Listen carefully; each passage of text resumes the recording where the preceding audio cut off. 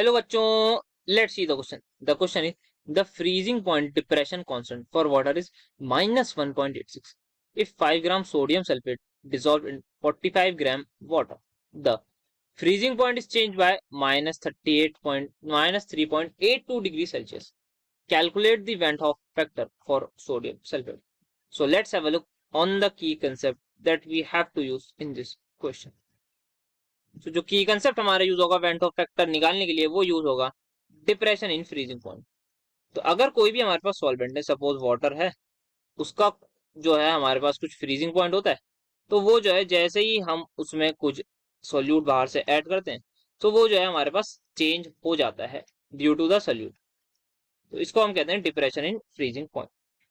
सो इस केस में जो वैल्यूज गिवन है वो सबसे पहले जो डेल्टा टी एफ होती है डिप्रेशन इन फ्रीजिंग वो होती है i, that is when Hoff factor into K F into molality के इक्वल. ठीक है, तो यहाँ पे क्या क्या गिवन है, यहाँ पे के एफ की वैल्यू गिवन है दैट इज 1.86. ये नेगेटिव में that is probably a misprint because के एफ की वैल्यू कभी नेगेटिव नहीं हो सकती. तो यहाँ हमारे पास ये पॉजिटिव ही होगा, तो इसको हटा सकते हैं, वी कैन डिडक्ट इट, ये हमारे पास पॉजिटिव होगा.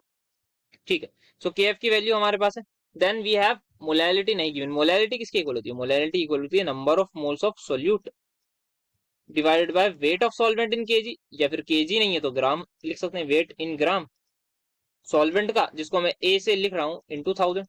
तो मुझे number of moles of solute मिल जाएंगे, बिल्कुल मिल जाएंगे, because everything is given to me. Now क्या निकालना है? वैल्यू निकालनी है आई की. Okay, so we have to calculate this i. So सब कुछ क्या डेल्टा टी एफ की वैल्यू गिवन है, this is what we have to see. So यहाँ पे दे रखा है जो फ्रीजिंग पॉइंट है वो चेंज हो जाएगा -3.8. तो जो डेल्टा टी एफ की वैल्यू है वो सिंपली आ जाएगी. फ्रीजिंग पॉइंट ऑफ वाटर होता है दैट इज, सबसे पहले यहाँ लिखते हैं T naught, that is freezing point of solvent minus freezing point of solution. Water के लिए freezing point 0 minus of 3.82 degree Celsius आ जाएगा. तो मेरे पास डेल्टा टी एफ की वैल्यू आ गई 3.82. अब इसको मैं इक्वेट कर सकता हूँ किससे? आई into K F is 1.86 into molality that is number of moles. Number of moles मुझे निकालने किसके? Na2SO4 के 10, वो हो जाएगा given weight divide by molecular weight होता है इसका 142 into weight of solvent in kilogram. तो यहाँ पे 45 और यहाँ पे इंटू कर दूंगा 1000 से, तो ये कन्वर्ट हो जाएगा किलोग्राम.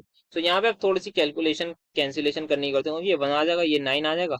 अगर मैं इसको कैलकुलेट करने जाऊं तो ये अप्रोक्सीमेटली 2.01 के आसपास आएगा, ये आएगा. इसको मैं लिख देता हूँ 2.01 के आसपास. सो जो आई है मेरे पास वो इक्वल है किसके? 2.01. ये एज इट इज रहेगा इंटू 142 इंटू 9 को अगर मैं मल्टीप्लाई करूं, सो 9 2 18 एंड यहाँ पे 18 1 कैरी हो जाएगा, 37 का 7 कैरी हुआ 3 डिवाइड बाय 1000 यहाँ पे आ जाएगा. सो यहाँ पे 2.01 तो बहुत छोटा हो गया, सो आई गेस 2.1 ले लेते हैं. तो यहाँ पे जब इसको फाइनली कैलकुलेट करेंगे तो 1 2 से 7 8 से मल्टीप्लाई करना है, मतलब अप्रोक्सीमेटली ये आ जाएगा हमारे पास 26000 के इक्वल.